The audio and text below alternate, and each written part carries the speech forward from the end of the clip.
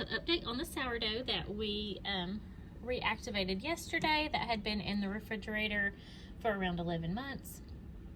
So I did feed it yesterday, and I didn't measure out my flour or water. I just did the eyeball method. And she didn't do much last night, but it has been a little bit cold in the house. So we're gonna take a peek inside. There was a little bit of bubbling and still a little bit of the alcohol smell, which is normal. So we are going to take a little bit out, and we're gonna do some measurements today instead and see if I can get her going that way. So I'm gonna do things a little bit different this time, and I'm gonna put it into a smaller jar. And then I have a brand new bag of flour, the flour that I was using yesterday. It was a little bit on the older side, so that might have a little bit to do with it. So we got a brand new bag to start with. And then yesterday I had forgot to warm up my water a little bit. I just did straight, filtered room temperature water. So we'll see if warming it up a little bit helps that today.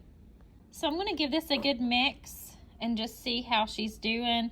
It seems like she is alive still, and it looks like she has fed on this since yesterday, because it is a little bit more on the runny side. So she is active and alive. So let's get her fed and see if she will rise enough for us to hopefully make some bread in the next few days.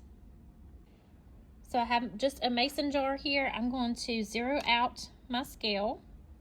Then I'm going to add 30 grams of my starter into my jar. Okay, so we have around 30 in there, 30 grams. It did do 31, which is okay. And then I'm going to add 125 grams of warm water to this. And this is filtered water. I have a Brita filter in my refrigerator, so that's what I use. And I'm just going to give this a good mix, and then we're going to add some flour.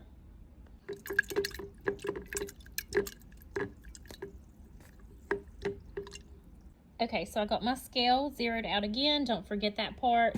And then I'm just going to start adding up to 140 grams of my unbleached bread flour in here.